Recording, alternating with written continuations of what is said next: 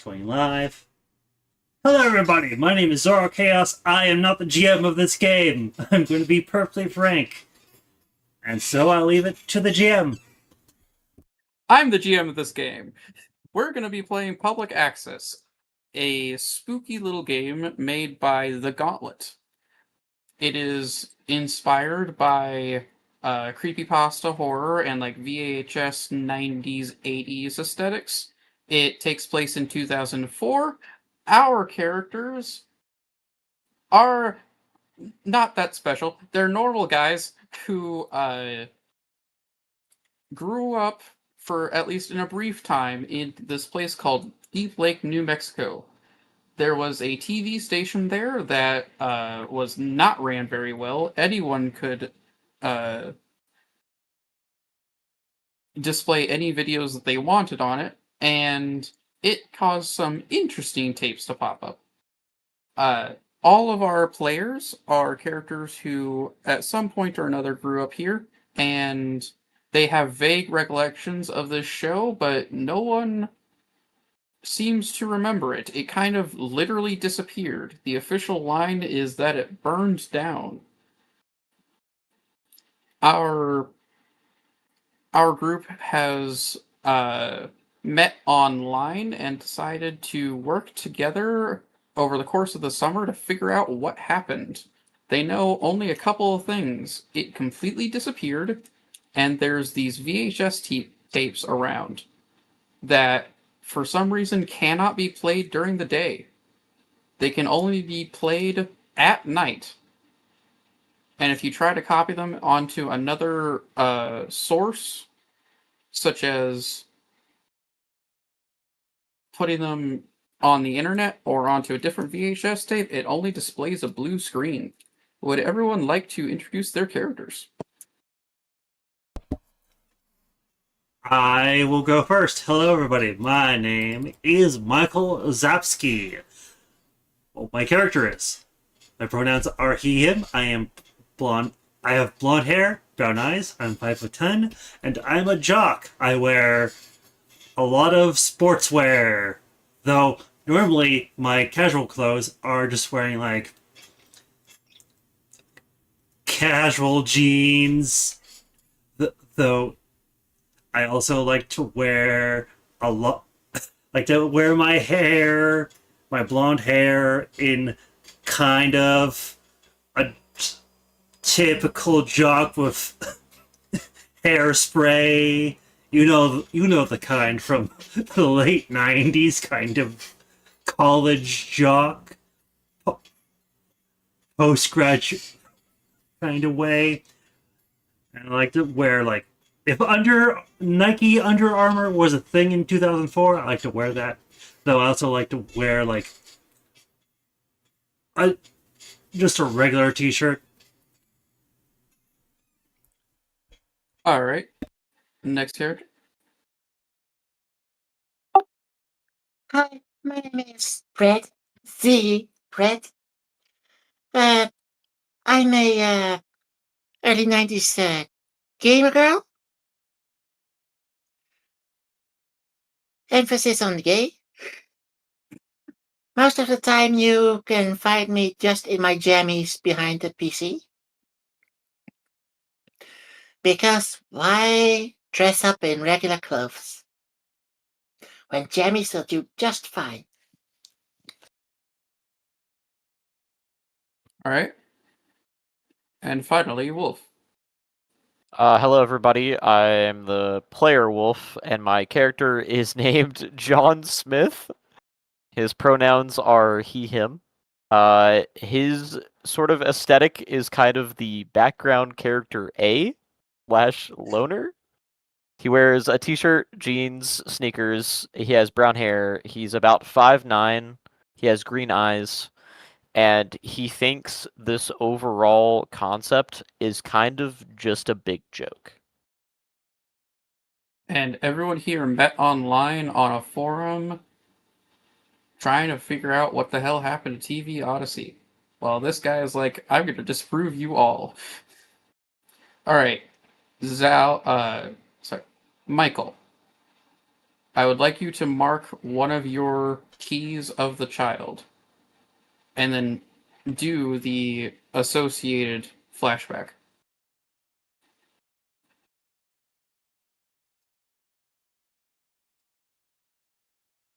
Uh, okay, so how does this work? You pick one, Okay. and then you read the prompt, and then you say what your character did back in like the 80s, 90s. Okay. Alright. A flashback showing your latchkey kid routine whenever you got home from school. So whenever I got home from school, I would go and outside of being a jock, I did also study because I wanted to get good grades to go to a nice college or university. I didn't want to become someone of sports fame. I A lot of what I did as a jock was all performative to get girls, but I did study and I also trained at my home gym. All right. And now Z, which key and which flashback would you like to show us?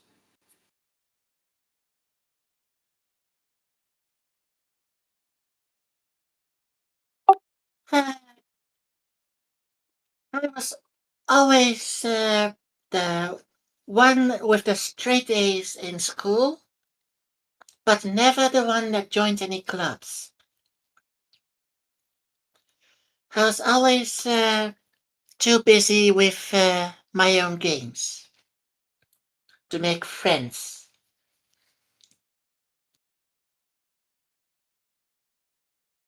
All right.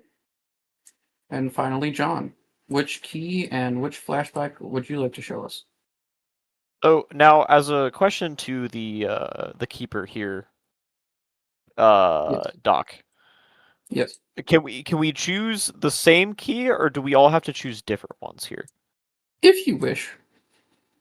Okay. Um. Okay. Well, I feel like I built this character around this concept. So my key of the child is going to be a flashback showing how I was an outsider among my school peers. Um, it was, back when John was or supposedly John was a teenager in high school, and he heard all of the kids talking about how they wanted to go down to the lake. And so, he was initially going to join them. He even kind of followed them out there, but then he ended up just kind of watching from the sidelines, never really joining in. Just kind of sitting there in the corner. No one really realized he was there. All right. And now we'll fast forward back to the present. Everyone meets up at the house on Rockenbacker Street, which you chose to rent for this summer. So you could all investigate. And everyone shows up at the same time. You guys get to talk amongst yourselves, pick your room, stuff like that.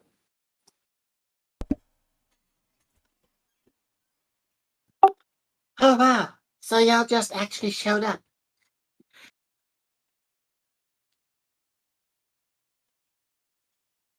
I mean, I kind of had to show up just to prove you guys wrong. I mean, I don't even remember what is this we're talking about? TV TV Odyssey or yeah.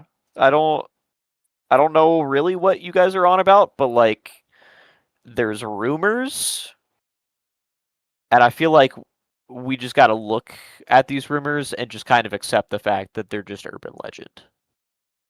Well, we're going to investigate this urban legend to see if it's true or not.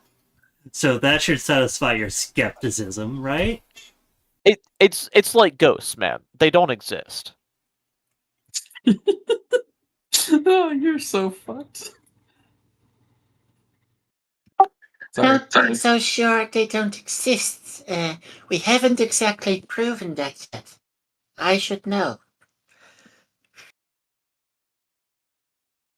I mean, you're kidding, right? I mean, like, all we have of ghosts is like people hearing sounds in abandoned medical facilities and grainy photos of glare of someone catching someone in like an old photograph. Like, they're not real, man. You gotta just understand that. And that's why I'm here. To prove to you once and for all that these are just rumors. So I guess we just identified the first victim of the serial killer.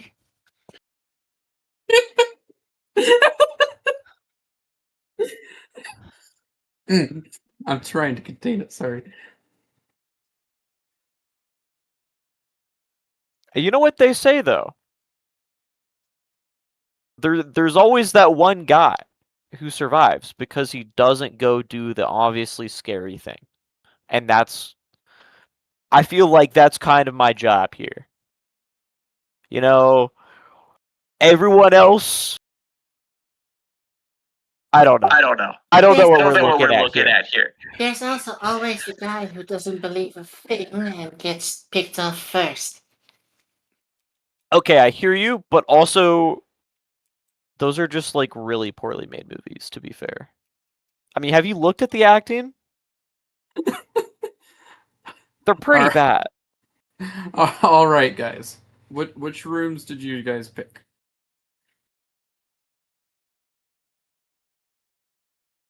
Like, who's picking like the master bedroom, the kid bedrooms, whatever?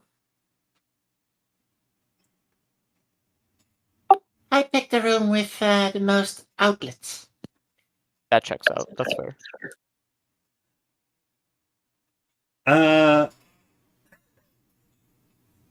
Zal, are you just gonna take the master bedroom as the jack? I feel like that kind of fits. Yeah, I guess I will. All right. We're gonna go around the table. Okay. So, Z and John, what do you think Michael brought with him to his corner of the house? What do we think Michael brought with him? Yes. That is my character's Okay. name. Remember that. Okay.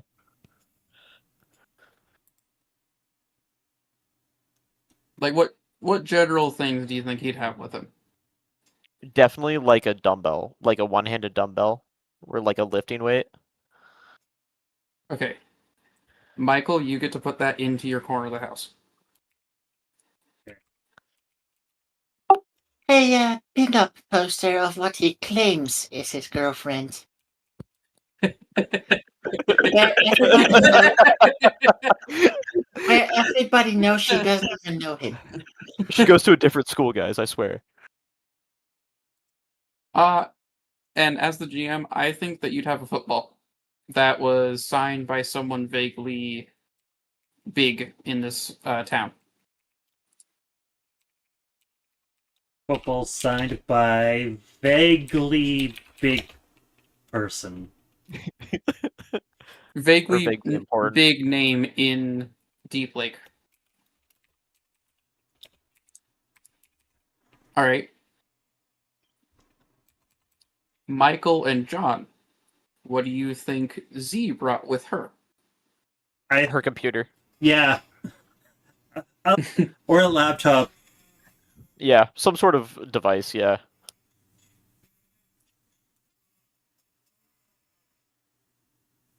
If we're both in agreement for that, then let me make a new one. Yeah, you have to make a new one. Yes. Let's see.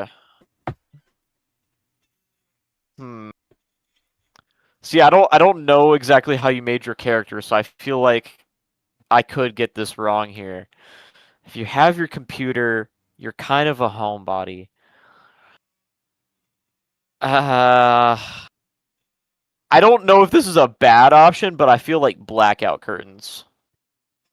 I don't know if that's I acceptable. would absolutely have those in real life.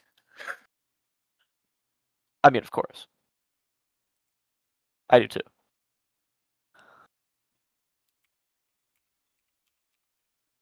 You get to add the computer and I guess blackout curtains to your corner of the house. I was gonna say like a body pillow.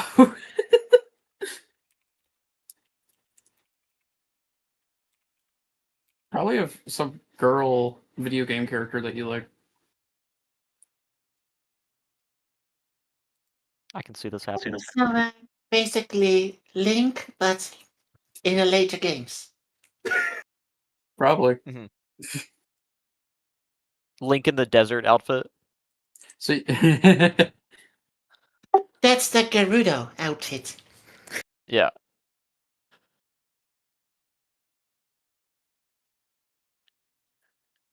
all right. So Michael and Z, what do you think John brought with him? Uh, see, he's a background character who's a skeptic, who's skeptical of things. So I think he would have brought a flashlight. Okay. All right, Z, what do you think he brought? And he brought with him a dictionary. Okay. Okay. Dictionary? No, that's fair. I like that. I like that option. Honestly, I think he brought a gun. Or a knife. Yeah. I was hoping someone would say something like a weapon. I think he would have brought a gun. But Okay. he's too skeptical to even believe that that's a thing. Well, if he thinks ghosts aren't real, he thinks it's probably a serial killer and he's just gonna shoot them. But he's also too skeptical to think that it's a serial killer that's actually going to happen. How do you know I'm not the serial killer? Well, that's why we didn't give you a weapon. He has a gun.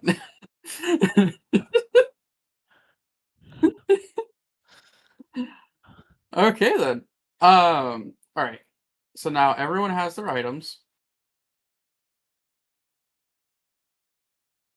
So wait, just to double check, Uh-huh. Ravani, you said that I had a poster of a quote unquote girlfriend. Yes, the girlfriend that you claim you have. A pin-up poster, even. All right. How is he gonna use that? I don't know how he's gonna use Actually- that. Doc, could I change my answer for Z here instead of blackout curtains? Sure, yeah. Instead of blackout curtains, Ravani, I think Z brought like a binder with notes. Considering there isn't a thing as like a notepad or whatever, I think notepad is great. An actual notepad. Yeah, I can see that.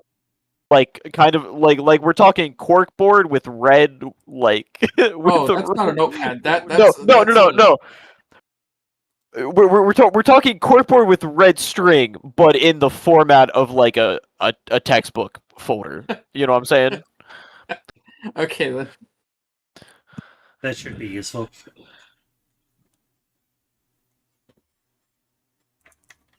You could also just have said clipboard. Yeah. You strike me more as a binder person, though.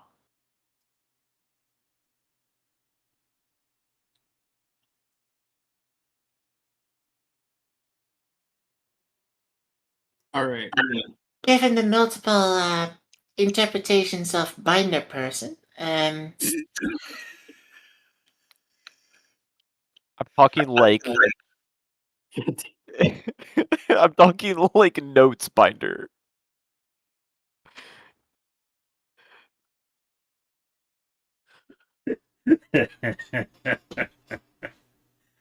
Sorry to derail. All right. Please continue, Doc. So, you guys all get here, and for the first couple of weeks, John's right. There ain't shit here. We fast forward a few weeks. You've not found much. And I'll bet John is being very annoying about it. Probably, He's being a yes. little bit annoying about it. Yeah.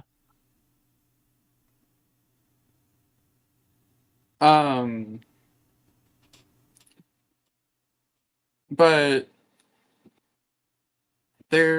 everyone, when you talk to them, they avoid the question, and if you really press them on it, they always say the official line that the TV Odyssey station burned down. You're getting nothing. That's not mine. No. This is mine. Sorry.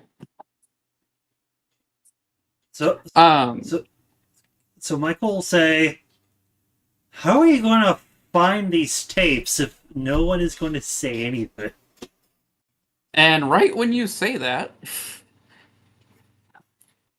you hear a knock on the door. And when you poke your head outside, there is a purple TV Odyssey tape just laying on your doorstep. Oh, come on, guys. Oh, this is coincidental beyond all reason. And Michael, Guys, come on. Michael will pick it up. This is obviously a prank. And you said that, but it could be real. We could check if it plays during the day, which would prove that it's fake. But if it shows at night, why, we might have something on our hands, right? So, do you want to test it by putting it into the VCR player that you have? Yes. All right. Because it's daytime, when you put it in, the screen just displays a blue square. I'm going to look pointedly at Wolf. No, not Wolf, but John. John. See? I'm telling you, see. There's nothing here but a blank tape. Well, supposedly we have to. Then I propose we rewind the tape and wait for night. And play it again. Okay. That feels a little ghost story-like. That was. I mean, that's always what they say on the online forums. Anyone who claims to have these things says that during the day it's a blue square, but at night it's weird shit. Guys, come on. How does that make any sense? What do you have to lose to test it? A true skeptic would test this. No, you have a point.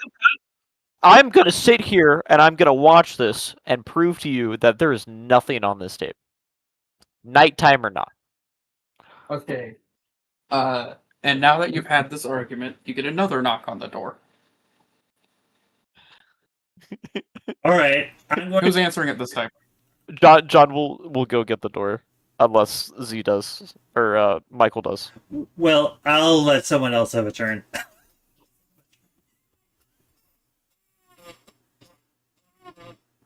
Okay. John will go up to the door. And as he opens it, he'll say, "We did not order a pizza." Standing in front of you is Casey Wilcox. Yes, that's his name.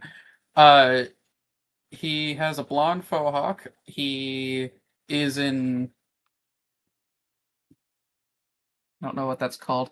Janeco's and in Flame Print. You know about him, generally. He's a well-known person for being fun in the bed. Considered best piece of tail here. Anyways, he shows up at the house. He's in front of you. Do you say anything before he starts talking? Yeah, John will look back in the doorway And he'll say, Michael, this is one of your buddies.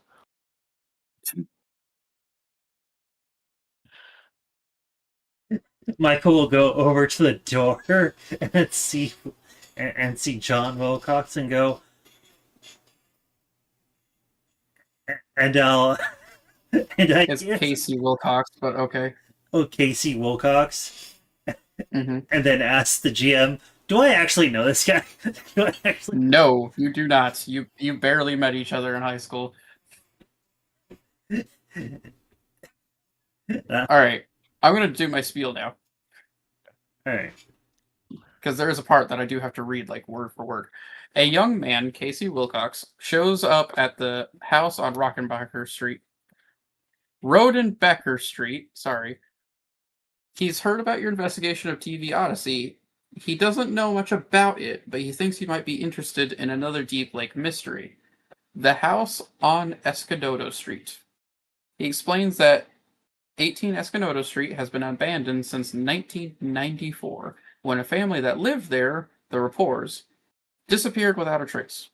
Casey was 10 years old then and friends with Elliot, the youngest of the two Rapport children. The other Rapports are the dad, Hugh, the mom, Sherry, and Elliot's sister, Abigail. He doesn't remember there being anything strange going on with the family at that time, which makes their sudden disappearance all the more bewildering. 18 Escododo has become a local legend in the 10 years since, a classic haunted house right in the middle of Deep Lake. People avoid it, say it has a bad energy, and apart from some minor acts of vandalism over the years, it's largely as the reporters left it. Okay, so I'm going to go with Z. Z. You notice that Casey's story includes a detail that makes you think 18 Escododo Street is evil. What's the detail? It sounds just like Bloodhouse is free. It did not end well. All right. So, this is your first mystery. The question is, what happened to the reporters? Has a complexity of 6. What do you guys talk to this? What do you guys say after he gives you this spiel? About how, like, hey, I don't know what's going on with TV Odyssey, but you guys are investigating mysteries. I have a mystery for you. Michael will go. This is a decade-old mystery, so the clues might be cold, but since the police here have never investigated fully, this sounds like something we can do.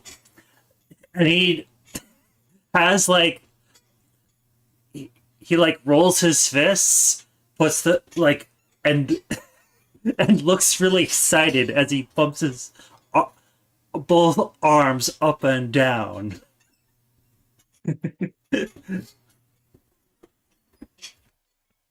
All right. Skeptic, are you going to follow them into the haunted house? John, before they go and do this adventure, John will put a hand on Casey's shoulder and say, "Hey, man, I know it's tough. It sounds like they kind of just left one day, packed up and left. I know that doesn't make sense. We'll still go check it out. I know it's an urban legend in this town, but I I don't think it's anything supernatural, man. I'm sorry."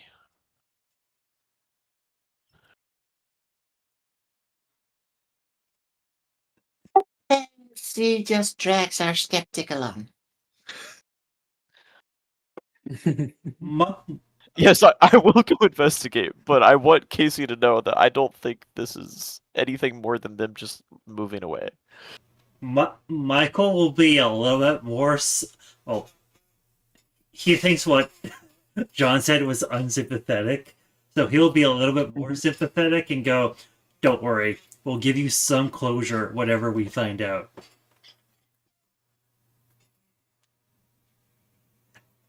and then he'll go. All right.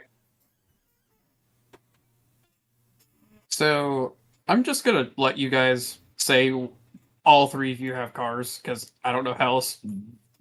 Sorry, I don't know how else you would have gotten here. So all three of you have cars. Okay. Whose car are you piling into? That I was gonna say that, or we just like, Okay. No. I hear what you're saying. I hear what you're saying. Yeah. We just carpool there, but we got here in Yep. cars. Yeah. I'm letting you have 3 cars. Use them wisely. Well, Did I go into the corner of our room, Liam? until Dad's character shows up, and we have 4 vehicles. Yes. Oh, speaking of to the viewers, we do have one more player. They just couldn't make it today, so Venezuela. they will be introduced next week. And Z's car is modeled after one of her favorite video game characters' cars. Oh God! What does it look like? It looks like a pig sack. Oh my God! It's Euler's car from Cyberpunk Red. Now Euler is canon to this universe. That is weird. That is hilarious. Call back. As a Call video back. game character, All right. I'm So going to use that at some point. Michael's vehicle is more of a muscle car, though it's more of a 4-seater truck that has Okay. red, white, and blue painted on it. Alrighty. What about you, John? So what year is this, Doc? 2004. In 2004. Okay. This is like a 1997 Toyota Corolla. This is like the basic bitch of cars. Does not stand out. 4-door. It gets you from point A to point B. It's reliable. You know? So whose vehicle are we using? Mine. Yeah, which one is the mystery machine? I mean, I mean, style-wise, I think the pig sack comes the closest to a mystery machine. I was gonna say if we're gonna call this the mystery machine, I almost want to go for Michael's car with the big beefy truck with the painted colors on it.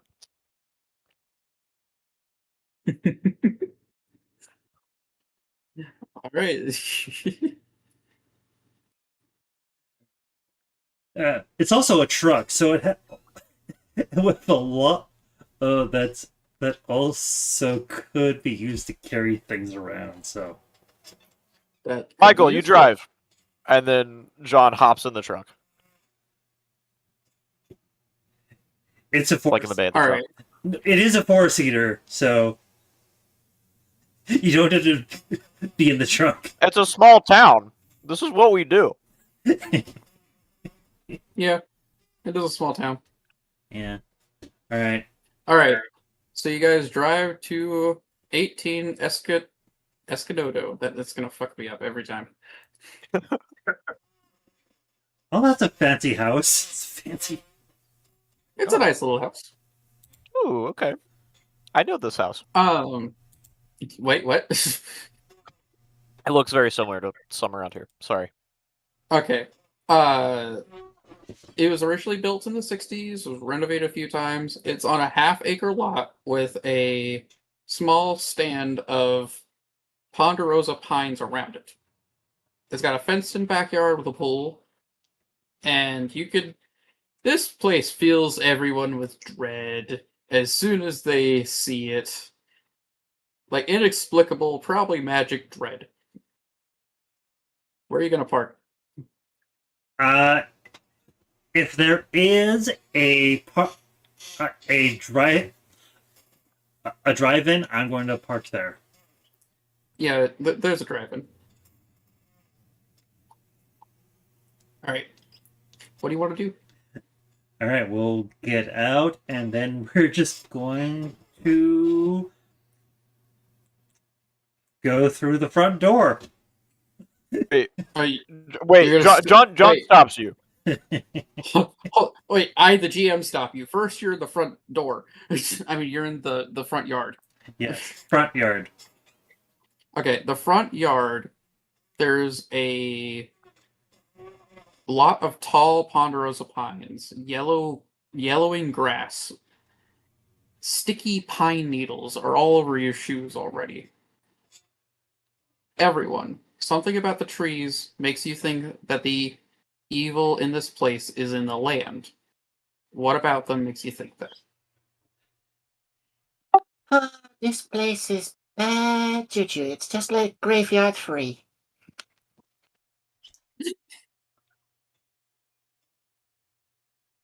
All right, Michael and John. John will look around and go, this place feels like a graveyard for some reason.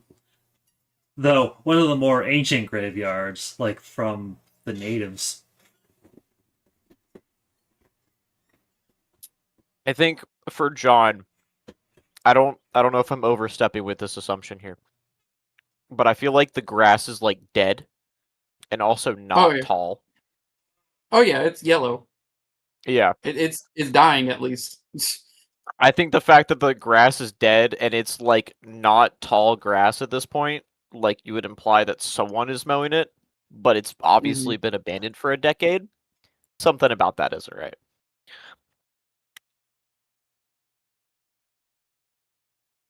So, are the trees dead as well? They look pretty dead. Yeah. That, Everything looks bad. that's weird. To Michael's brain. Alright. And It's also Z is also pondering how could these trees be this dry and dead when all the grass over there is all greenish. as you look around, you see not everything looks that bad. There's some like kids a little like across the street doing some double dutch. There's some cars driving around. The rest of the neighborhood looks normal. It's just this one place is evil.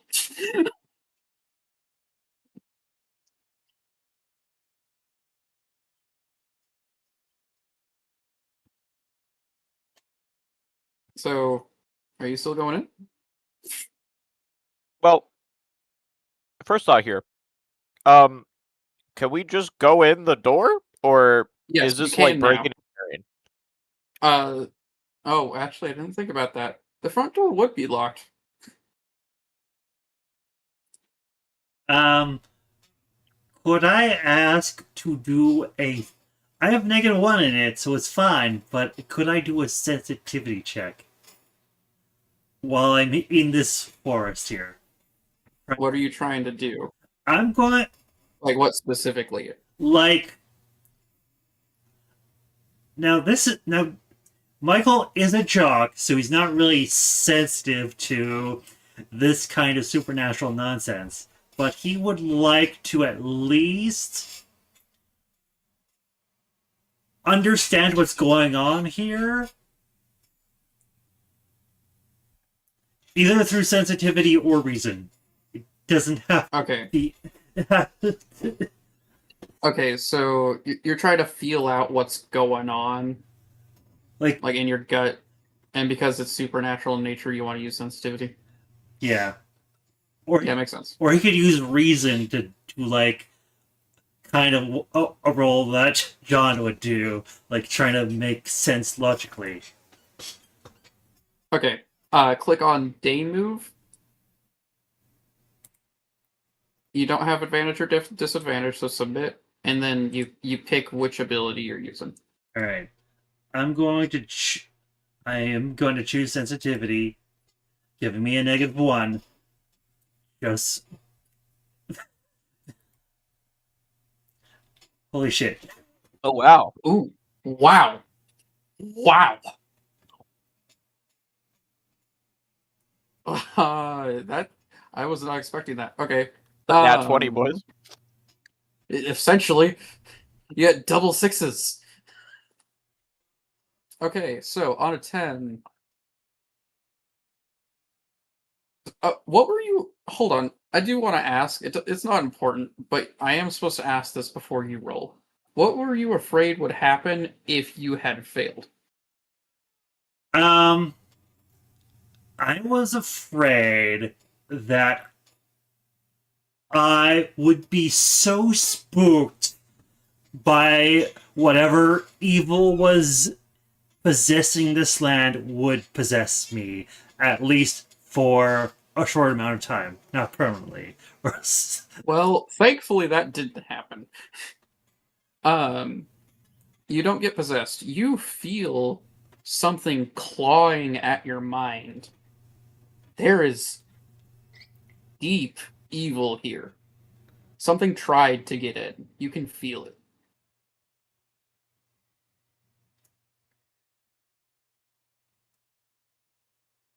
Do I know what kind of evil it is, or is that like a generic sense of like there's something? You can't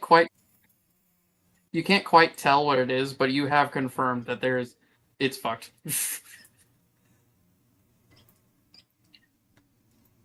Things are bad here. All right, I will say this place is super bad. Super bad, guys. Definitely haunted. Definitely super haunted. John will. Oh, sorry. We will try to figure out if she can find a way to bypass the lock on the door. All right. Roll me a. Trying to think of the one that would do it. Roll me a vitality check.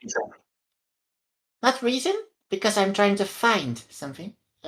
Figure Oh. out how. But you're just trying to find something to pick it with. I'm trying to figure out how, not actually perform it yet. Oh, okay. I'll just let you do that one. Like, that's not something risky. And you're not facing something you fear. You're just looking for something. Yeah, you can look around and find a way to do it.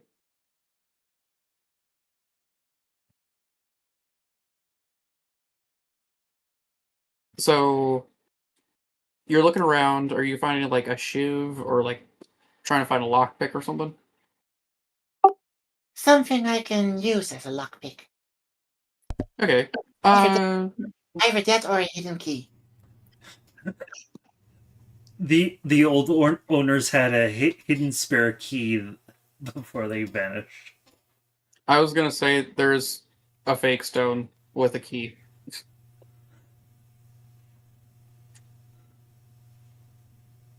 Because that sounds like something that would be there. I mean, I can say this now because my parents don't live there anymore. We used to have a key hidden in the woodshed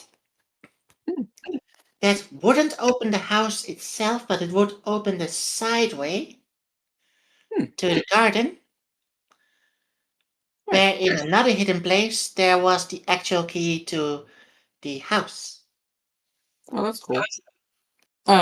But this is pretty common in the States. There's just a fake stone with a key in it. Or under the mat. Yeah. Yeah. So basically, reason for that one? You don't even need to roll.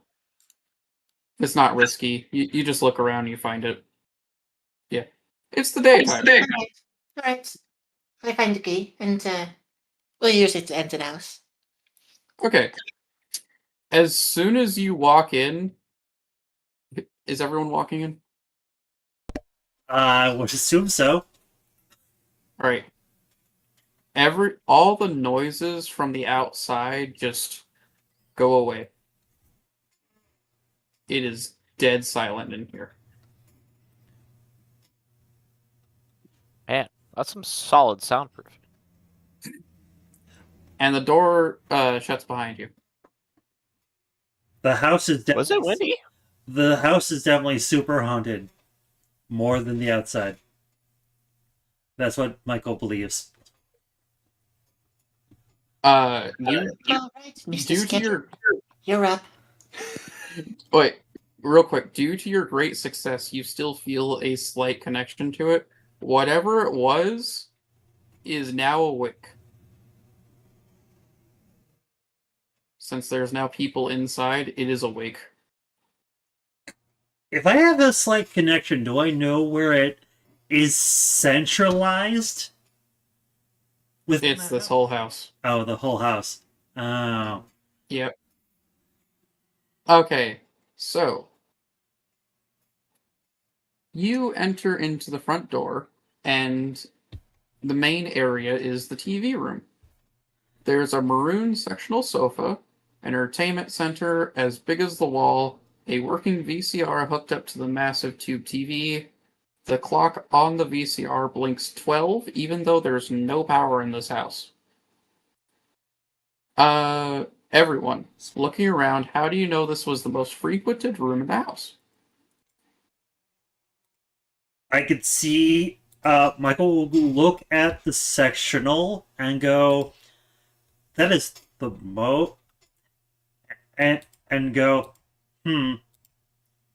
that sectional has been sat on so much. You could see imprints of where There's a butt tit. Yeah. there's dents, there's butts in that sectional. See, notices all the grimy handprints of places that people grab to all the time. More than in the rest of the house. I think John notices that there's more photographs in this section of the house than the rest he's seen so far.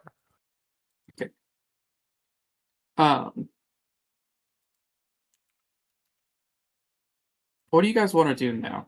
Now that you're in here? Because you're still wanting to figure out what happened to the reporters, so like, how do you go about figuring that out? Finding clues, stuff like that. I push John or our skeptic to the front. Wait. Like, here's your chance, hero. No. Hold on. I have a question here. If they left, why is their stuff still in here? Did they not move out? Yeah, why is there? Skeptic. Maybe they didn't leave. Well, no, they're probably selling it fully furnished, actually. That makes sense. This place is not on the market. There wasn't a for sale sign outside, so what are you talking about? Well, then why would you just leave? All right, man. It's hard to be a skeptic with overwhelming evidence to the contrary. So, Mr. Skeptic, what is your suggestion? Well, if they're not selling the house, if there's still furniture here, and personal pictures and like board games and toys out and yeah. all right, I'm gonna go check the fridge. So you're going into the kitchen? Yeah, I think I'd like to go into the kitchen. I'm just gonna kind of like make my way throughout the house here. So when you enter the kitchen dining room, you see a small kitchen with a bar window that looks directly into the dining room. A wedgewood blue trestle table set for dinner. Oak cabinets and speckled formica countertops. Based on what was left out, name one thing that was on the dinner menu the day the reporters disappeared. They definitely have those like super wide brim plates that function as bowls. You know what I'm talking about? Okay. There's like a little indent, but they have like plate sort of around it. So That's you're like a thinking soup spaghetti? bowl. Yeah, I'm thinking like Oh. soup bowl or like spaghetti. Yeah. Okay. What about you two? This family seems like upper middle class, considering this house is so fancy. So I would assume they probably had like probably those a lot of fancy silverware that Mm-hmm.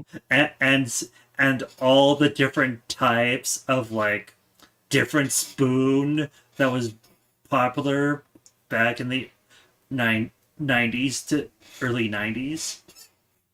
Mm-hmm. And I noticed that the phone is fucking old. Stone Age tech. That old dial phone. I think it'd be a touch tone. Well, I was more thinking with Ravani's description. It was like one of those like uh, It's a dial. It's an actual spin around dial. All right. All right. Are you guys actually looking for clues, or are you just looking around? no. I think we're looking for clues. I think that's the smartest. All right. That's smart. All right. Who wants to roll me a meddling move then? The skeptic should go first. And I mean- how would you like to do it? Like, describe what you're doing to look for stuff. Okay. Well, despite his initial thought not really planning out if they just moved away, he's at this point he's kind of just looking for evidence that there are no people here anymore. Like, he's gonna go check the fridge, see if there's anything in there. He's gonna check the cabinets in the kitchen. Is there like stuff still in there? What is in there? Okay. Roll me a meddling move using. I'm gonna go with reason. Okay. And how do I activate that move? All right. You go to your character sheet. Okay, I see them making moves. You go to the meddling move. Oh, here it You is. click. Okay. Yeah. Got it. You don't have advantage or disadvantage, and you click reason. Okay. Let's see what you. Ooh. Natural 6. You completely miss. You don't find shit. Okay. So what do I encounter? um. So you said you looked in the fridge. Yes. Fridge, the cabinets. The fridge has not had power for, I want to say, 20 years, Okay. and the stuff in it was not removed. So you smell so much mold, and you Oh, close it yeah. as fast as you can. Oh yeah, I personally know what that smells like. John opens it a crack, he gets a quick whiff of it, he closes it again, and he starts retching in the corner.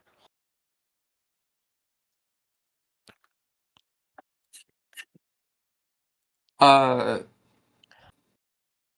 anyone else want to make a move? Meddling move to look around? Look around, paying extra attention to cobwebs to see where they form and where they noticeably do not form as an indication of activity. Okay, roll me a meddling move using reason.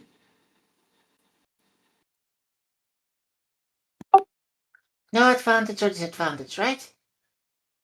Yep, unless you can find some way to use your 3 items you have for it. I use the binder with notes to note where I spot spiderwebs and where I do not. Alright, put a check mark next to that. You can't use it for the rest of the session.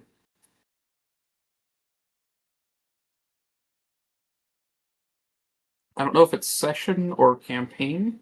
I'll have to check later.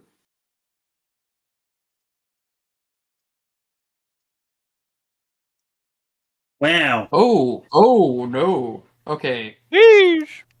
So when you look around, you notate and you notice that the spiders are avoiding this one area of the house, and inside that area, hmm.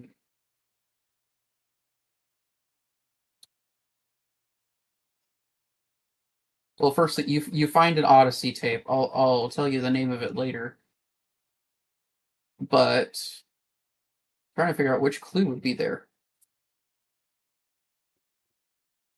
You first choice.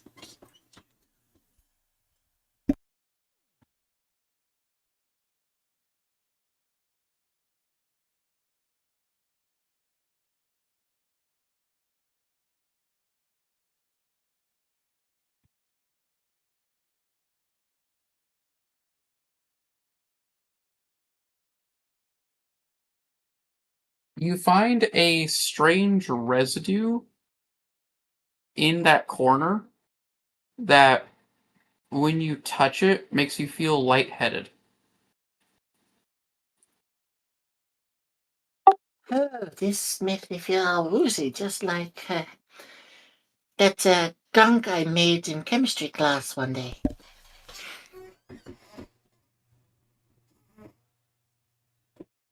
So that is your first clue. A light-headed residue. And you get an Odyssey tape. It is a purple clamshell tape, similar to the one that you guys got. And written on its spine is Neighborly Living Number 3, Cooking for Your Community, Pure White Extreme.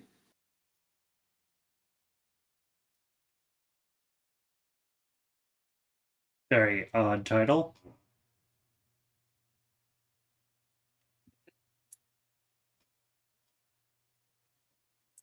All right, that has been three. That has been a move from everyone. I haven't made a meddling move. Val did not get to go. Michael did not move. Okay, yeah, Zal. I only did a you day can also roll. do- I only did a day roll move. Not a meddling one.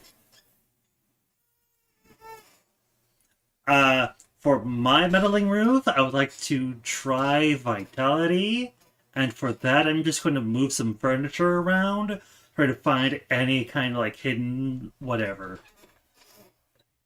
Like if something, You're moving around furniture and stuff. yes, try to find any clues hidden behind desks, any kind of behind the fridge, behind Okay, stove, etc. you can use a Vitality meddling move. Do I have advantage or disadvantage? Neither. Okay. Mild success.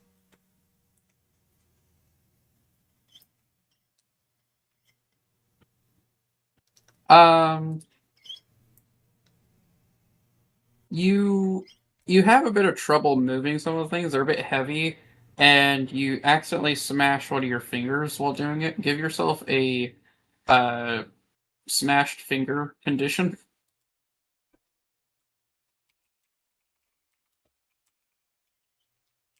Mashed finger. I'll yelp in, in pain and go, "Ah, that smarts!" Um,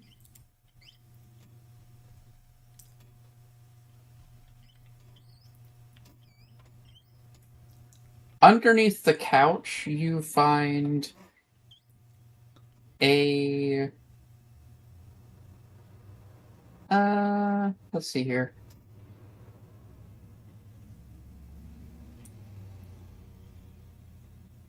You find a small smashed mirror in under the couch for some reason.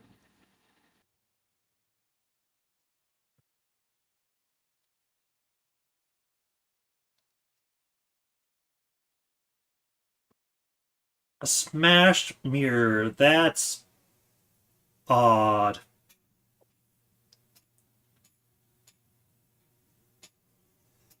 Alright, we have 2 clues.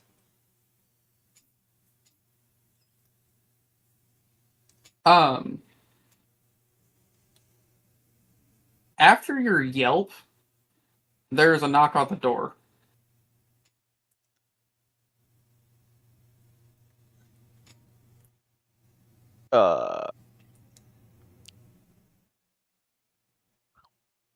Z-Bread, you should answer the door this time. This is your turn. It's your turn.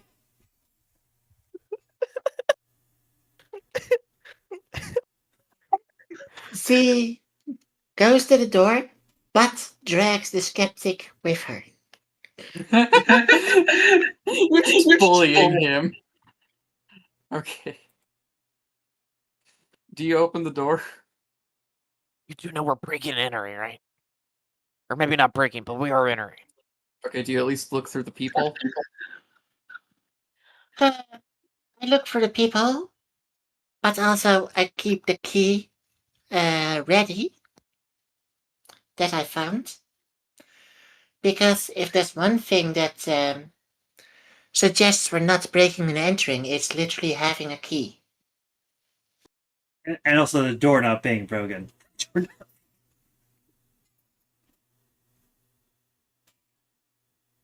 Okay, so what you see outside is a middle-aged woman wearing a striped blouse. She has helmet style hair, chunky jewelry. You vaguely remember her. She is Patience Head. She's annoying. She's the president of the local HOA. And she heard some people in the abandoned house making noises. And she looks pissed. I quietly back away from the door and tell our skeptic, good luck. While I make my way to another room. John is like aggressively motioning with his hands at you. Like you were the one who got into this mess, you go fucking handle it yourself.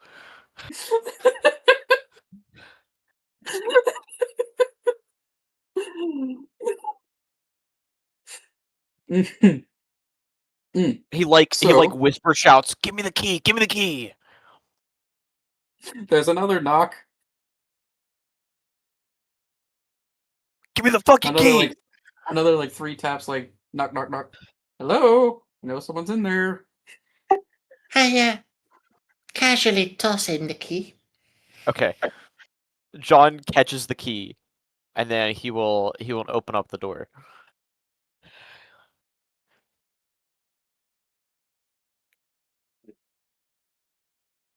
Hello.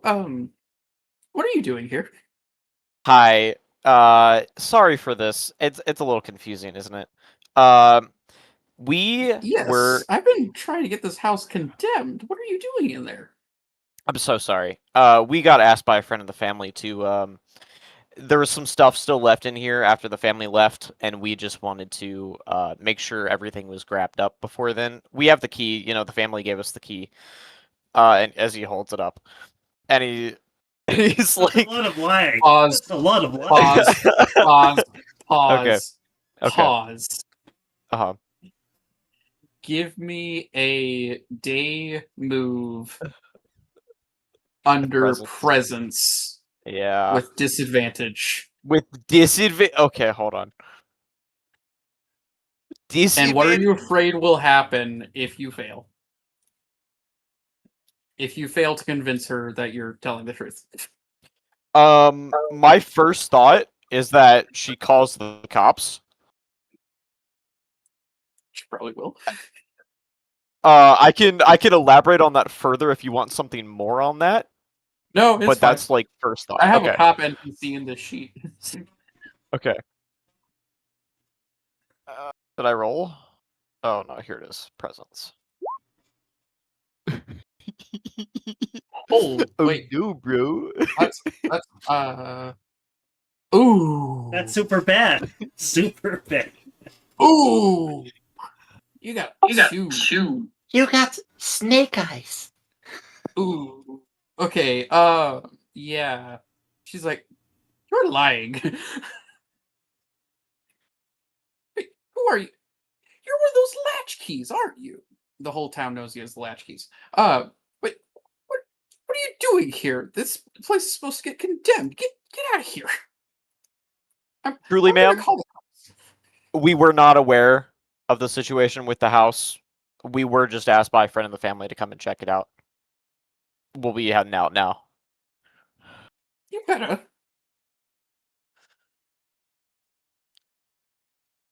John will kind of like guiltily walk out the house. What about the other two? Do you tell the other two to get out too? No, No, I'm not gonna That's say I'm not anything. gonna say anything to them. I mean, she doesn't even know that we're here. Only John. She looks over at the pink Zach. No, no. Oh wait, no. No, it was the truck. It was the Sorry. truck. It was. Sorry, wrong one. It was the. I was about to do muscle something car. funny, and then I remembered. It was the muscle car. She looks over at the muscle car. You drive a muscle car. I know. I don't really look the type, do I? That's another No. lie. That's another lie. I'd like you to make another. I won't give you disadvantage this time, but I will have you make another one. Is this a day move with presence? Yes. Yeah. You have 0 in presence, so this will be funny. What? Zal, why are you calling me out online, bro? Come on.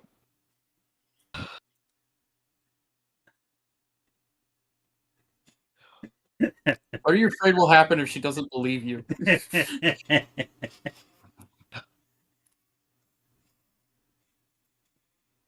What happens now that she Please doesn't don't believe you? get my car possessed. I feel like the woman tackles me and like has a pair of like zip ties and like zip ties me. Okay, And I'm not just, doing like- that. She's- Okay. I'm not doing that. Okay. But she is gonna be like, I don't believe you, and she backs away quickly and pulls out a phone. I was gonna say she probably pulls out a phone and snaps a picture of me. Yeah, she like snaps a picture. She's calling the police. Yeah. Meanwhile, Z is looking for a window to make a quiet escape through.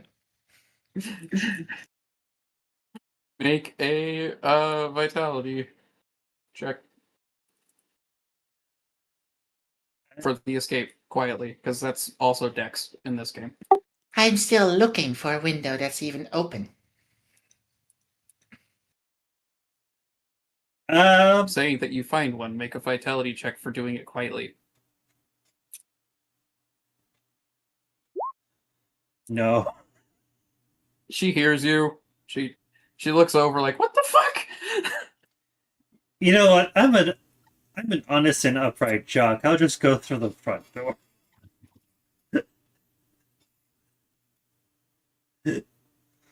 Jesus, Mary and Joseph, there were 3 of you in there. She's calling on the police. There are 3 adults here at 18S, but yes, yes, the one that I'm trying to get yes.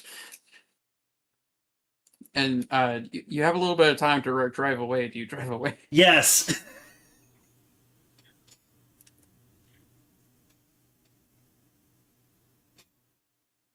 I'm not gonna make you I roll think for at this that. point we just bail. Yeah. Yeah, just bail. I could try to reason with her. You have all the reason in the world. You could do that.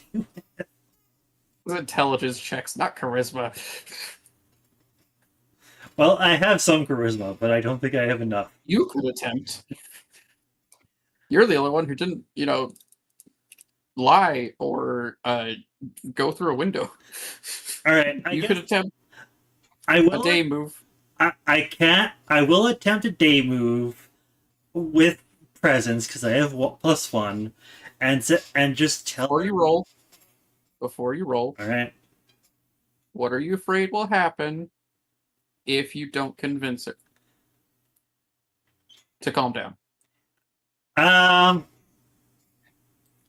let's see. She's at the door of the house. I'm thinking, and the evil presence of the house will come. I'm thinking something terrifying could happen. Where What specifically are you afraid of? I'm thinking maybe this whatever thing is possession of the house and the grounds here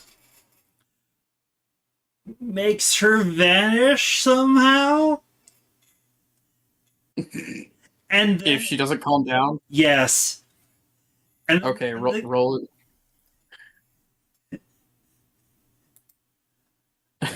Okay. Roll. With advantage or disadvantage? Just normal. Okay. With presence. Day move. Oh no. Oh god. Okay, so it's gone horribly. HOA lady disappears. So I'm gonna tell you what happens because that's not quite what happens. She backs away from you, like hurriedly calling the police, and she accidentally steps into the house, and the door slams shut, and it is absolute silence. You do not hear her yell or anything. It is quiet. Everybody, quick, get in the car. Let's get out of here. We're not even going to try to rescue her. We're just going to leave before the cops show up. And she really didn't want us getting back in that house, huh? She said we shouldn't be inside the house, so we're not going into the house. To be fair, I did try and explain what we were doing. They never believed me. And we're just following her orders. Malicious. You guys got 4 misses in a row. Yeah. God damn. So you guys are leaving? You're not even going to try to help her? No. To be honest, even in real life, I wouldn't help an HOA lady, even if my life depended on it.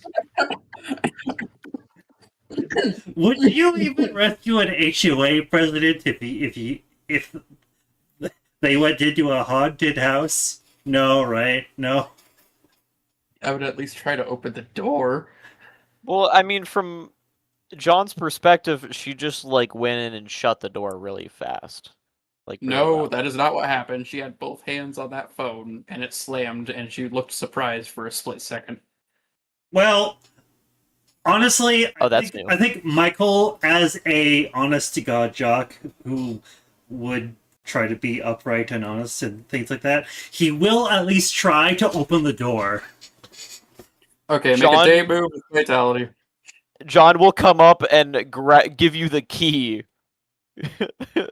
to get with in the advantage, door. because you're using the key. All right. Day move, advantage, vitality. Okay, you're able to open the door, and she is floating. You're able to grab her and pull her out before anything worse happens. All right, Mr. Skeptic. Explain that.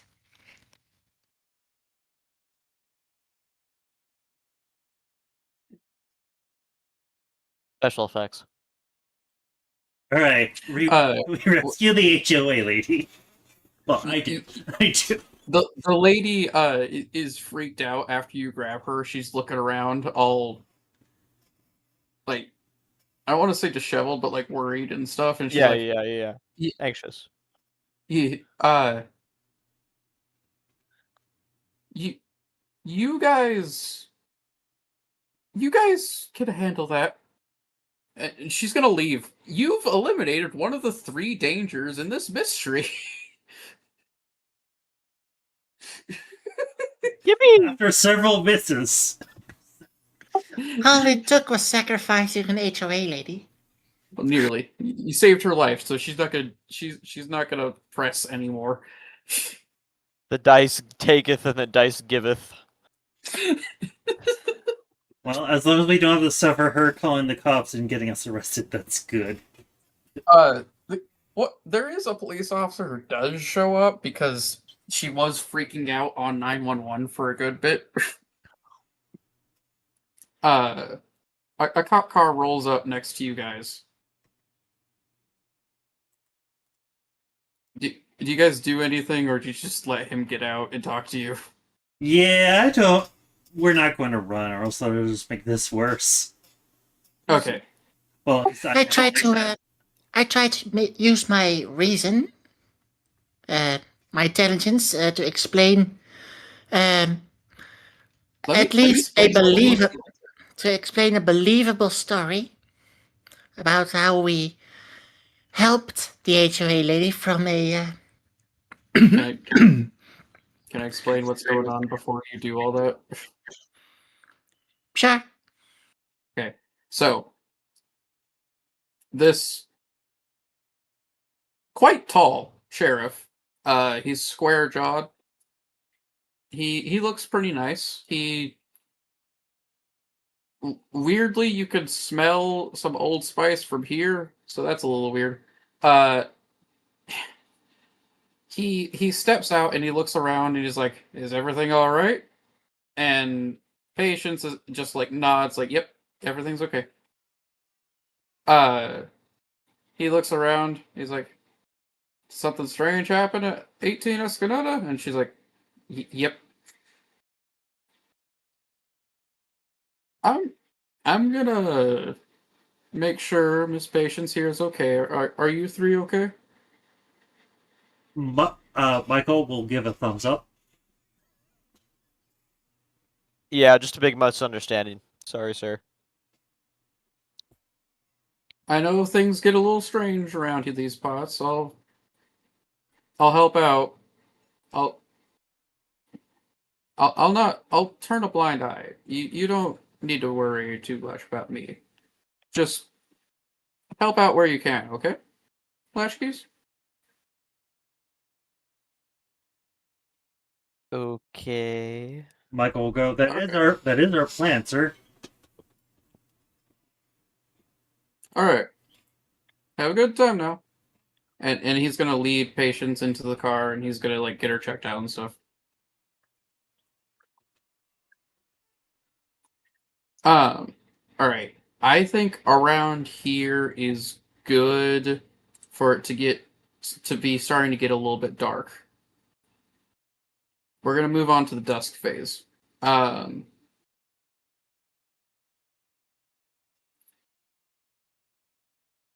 you guys get to choose.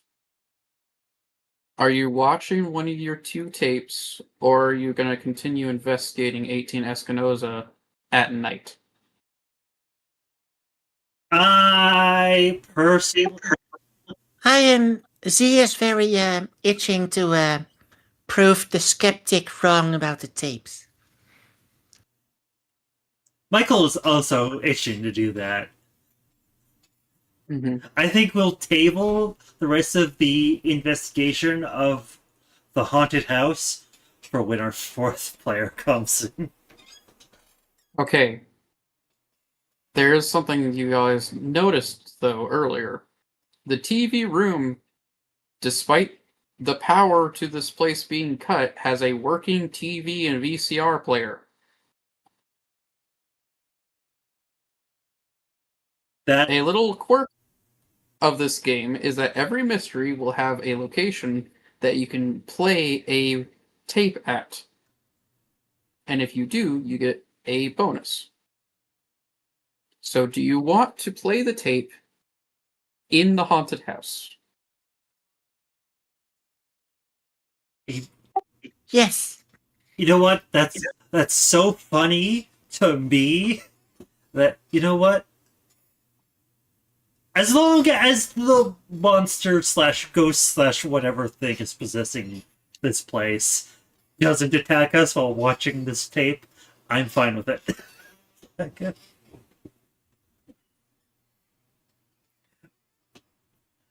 it's kind of like one of those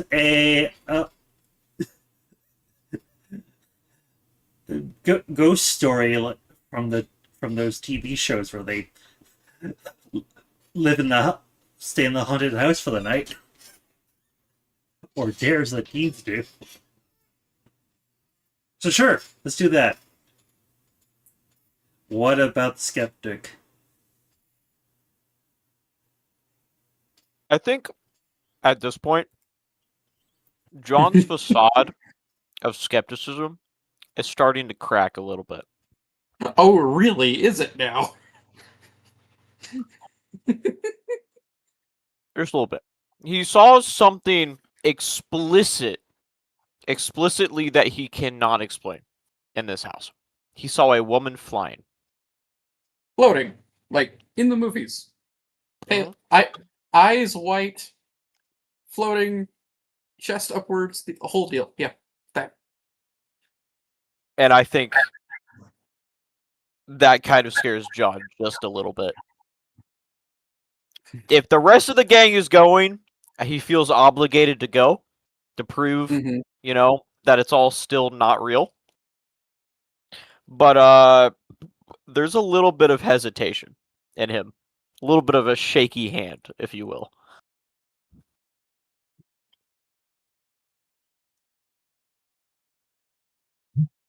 But he will go.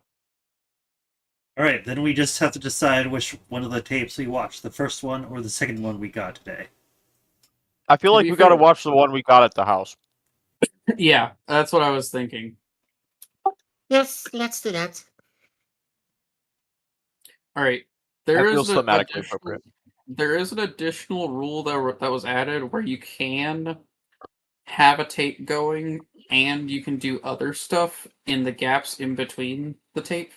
Like, so you can have both a night phase and do a tape on the same thing. So do you guys want to do that, or you just want to do the tape for the end of the session? I feel like we should just focus on the tape. Mm-hmm. Okay. If Alright. I don't know how that works, Doc, but if we're able to continue the investigation at a later point as well, I think that's probably for the best. Okay. Especially when we could save the rest of the investigation with Dan. Okay. Okay, what I'll do is for the rest of the session we'll just do the Odyssey tape. And then next session with Dan we'll do your night section separate from the audio from the tape while also like referencing that the tape is playing. Okay. I like that. That makes sense. Yeah. Yep, that works for me. Okay. All right.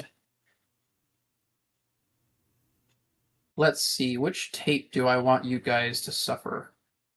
It was the one we got the from the Cooking in the Neighborhood 3 or something That like that. was the new one. I have to decide Yeah. what your first one was. Okay. And we also need to decide what actual recording corresponds to which tape. Okay, so I'm gonna say, just for simplicity's sake, because this is the one that was like brought up in the rule book. The one that you had found on your doorstep was labeled Happy Jack 06 Duress Signal Pure White Pretext. Yes, those question marks are on it. Sounds about right. Okay. So that's the one that was there. So you're Okay. playing it in the haunted house. I guess so. Okay. So these work a little bit differently. There is 4 sections, and during each section, I read out the description, and then I choose a player to narrate what's going on during that section. Okay. Okay. Okay. So this tape is an episode of Happy Jack the Lumberjack and Friends, a children's show that aired on TV Odyssey. The episode opens on a scene where Happy Jack, a crude wooden puppet, is wearing a flannel shirt and knit cap. A plastic axe taped to his hand is comforting his friend Lucy, who's portrayed by a crying 12-year-old girl. Okay. The episode is supposed to be taking place in the forest where Happy Jack works, but the set appears to be someone's poorly decorated basement. What do you see in the background that would be out of place in a real world forest? I'm gonna go with Michael. What do you see in here? Like, describe what this place looks like. This forest seems to be like those not so much plastic trees, but pretty much like claymation trees. Like someone put some effort into these trees with clay, but they're not really green or brown or anything. They seem like Play-Doh trees made of various colors, as well as in the background there are some posters of 90s TV shows that you could see over the trees, though none of them are of like any famous films or shows. They're just like very niche shows from the 90s. There's also some anime posters, and you also see a Gundam from the 80s and 90s somewhere in the background that they kind of play off as Mr. Gundy. All right, all right. And despite all that, you could just easily see it's a basement. Yes. Like Yeah. concrete flooring, Yeah. unfinished wooden walls. Yeah. All right. Let's pause the tape here. What are all of you doing while it's playing? Like, are you looking around? Are you just like taking a quick smoke break because what the fuck? Like, does anyone? He is raiding the fridge. Okay, the the fridge full of mold. There's no actual food in the fridge. Rotten and smelly. She somehow manages to find something edible. Okay then. Okay. Where's he What is finds Michael doing? Michael is, instead of being idle and watching, he's using his dumbbell. He's just like doing reps while watching. Yeah. All right. And John, what are you doing? He's sitting on the couch with his arms like around the back of it, and then like every once in a while he points out to Michael, who is, I'm guessing, is also in the room, and he's like, "Look how fake this is, man. Like you can't tell me that they thought that this TV show would be a good idea. I mean, you could obviously see, what is that? Is that Play-Doh right there?" And he's just making comments like that. He's just absolutely being a movie critic. Yeah, but when we were kids, did we really care? Yeah, I hear that. All right. And see, while walking past the screen, just casually remarks, "Oh, that's the smoke machine. This model and this year." All Oh my right. god, there is a smoke machine back there. All right. So here's your prompt and everything. I'm gonna give this one to Jack. Happy Jack explains to the camera that Lucy is sad because her parents abandoned her in the forest. What did Lucy do to make her parents stop loving her? And And is you this one to narrate. me? Yes, you narrate the Okay. scene.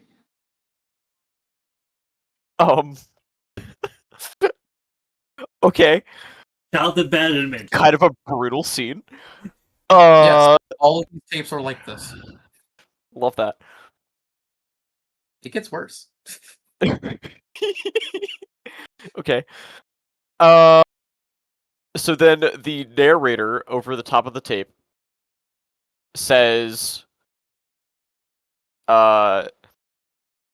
Lucy's parents, they left her in the woods. after they found out that Lucy had been going around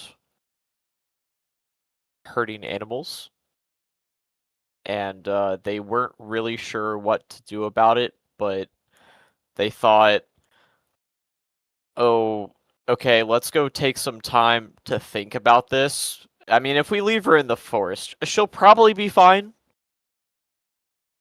But I don't know about this kid, man. That's a bit brutal. It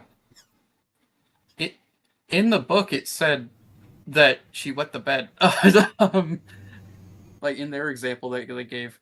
Okay, let's pause the tape here. What's everyone doing once they find out that this kid was killing animals, and that's why she was left alone in the forest? See, it's just like, oh, good riddance. Michael is a little bit more compassionate. Like, that's a little extreme. Maybe they should have just sent her into counseling. In the 80s? Counseling didn't exist in the 80s.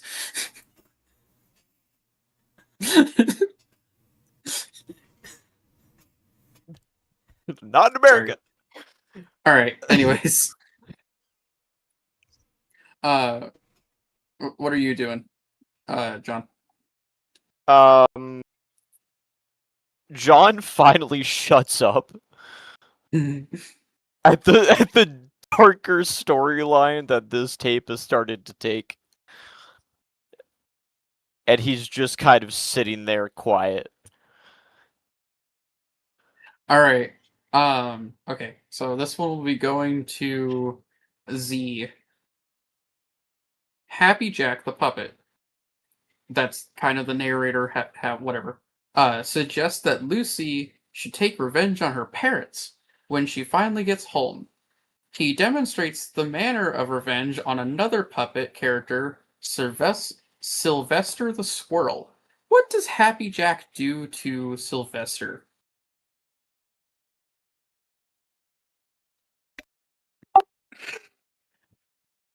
Okay, now I have to really figure out how to not be as fucked up as I can be.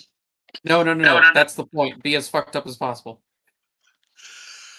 Alright, first dismembers, and then dips every single bit into individual pots of acid, each of a different type of acid.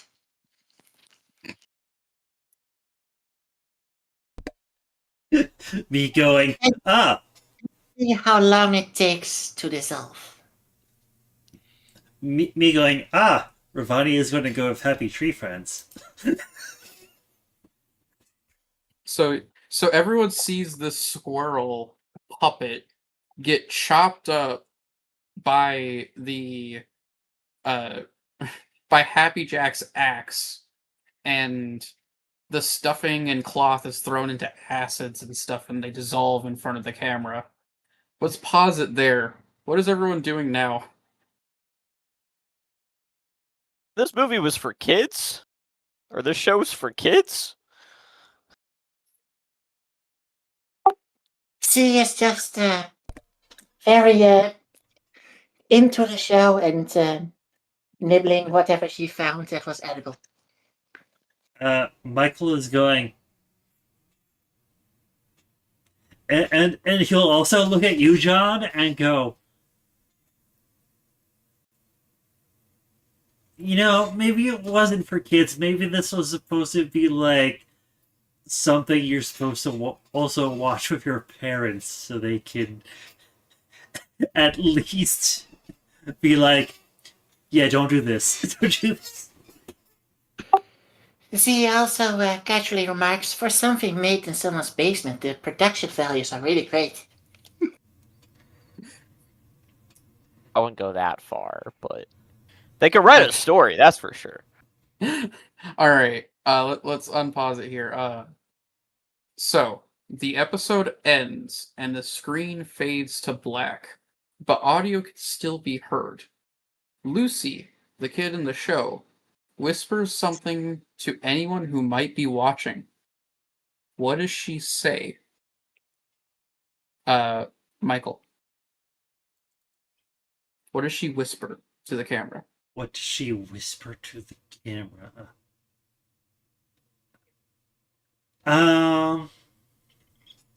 To you, specifically. Like, the 3 people watching. Alright. I'm going to think that she's going to... Let's see.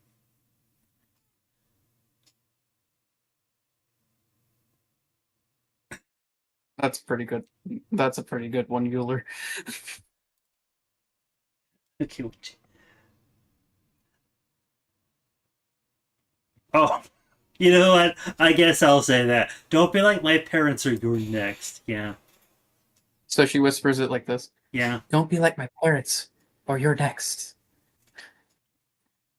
Okay, so the tape ends there. It cuts off. What's everyone's reactions? Let's watch it again. No. No. No. No. No. Michael will go. We'll just say no.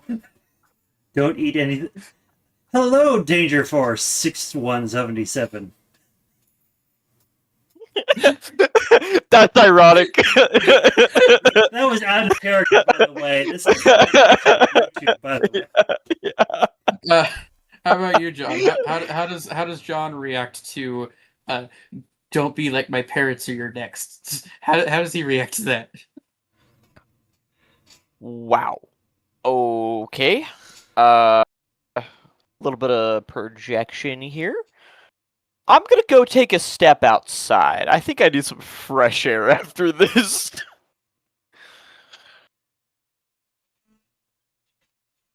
It's nighttime.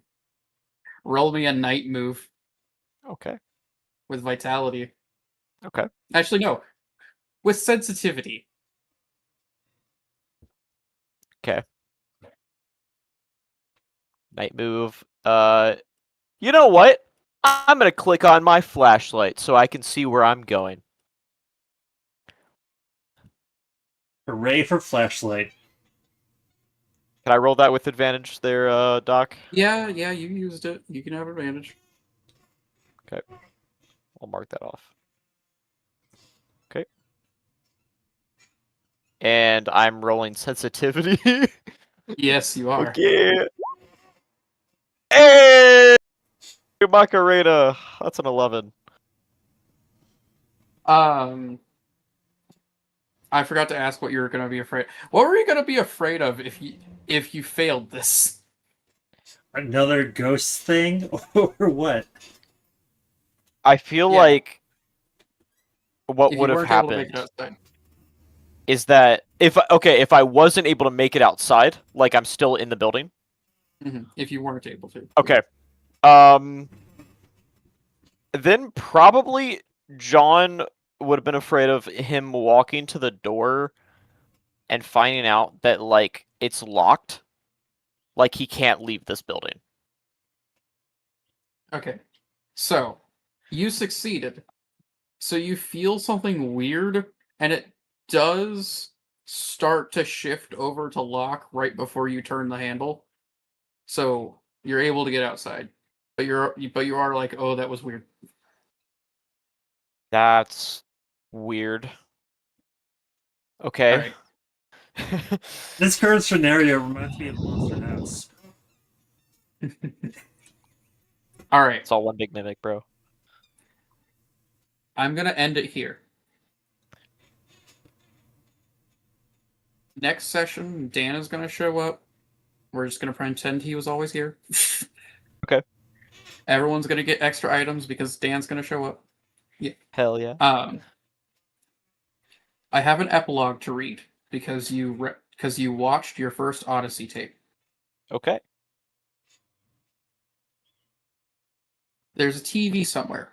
It's an old CRT, boxy and heavy. One of those gray and it's one of those gray TV carts like the teacher used to roll out into the classroom on movie day. Except this is no classroom, and we're not here to watch Charlotte's web for the third time. This TV is in the desert, the blasted landscape where old gods made war on each other. It blinks to life. On the screen is a man so big he fills the flickering frame. He's wearing a creamy yellow suit. He has a cowboy hat low to where you can't see his eyes, and a bolo tie shaped like the sun.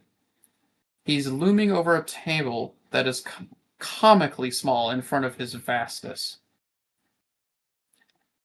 with tarot cards spread across it. He looks at the camera and speaks.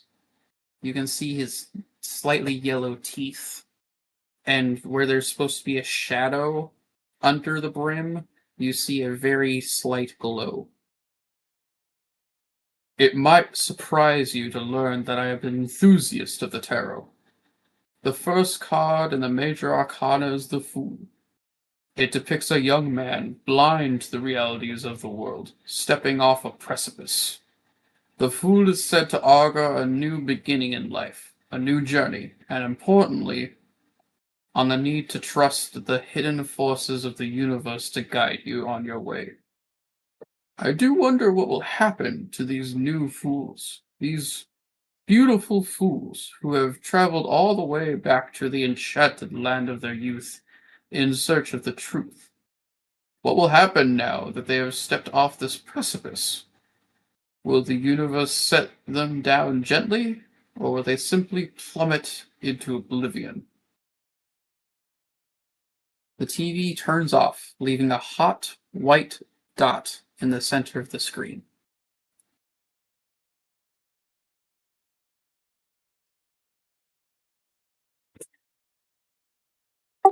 I vote Oblivion. You vote oblivion. And that is the end of the session. Round of applause, Doc. Round of applause. Good story, man. Good story. We're not done yet. Huh? Well, we're not done the series. No, well, yeah. We're not done Oh, yeah, with yeah, the yeah. story overall. Yeah. Yeah, But that was good just the session. first session. Yeah, it was a great Hey, introduction. You have me hooked. Goodbye, everyone who's watching. This has been The Documenter. I am the GM of this campaign. And my friends here. Come on. Adios. This is Wolf. Adios. See. Bye-bye. Zara Chaos, the host of the stream, and Michael Japsky in-game. Thank you all much for watching. Hope you enjoyed. Take care, and cheers.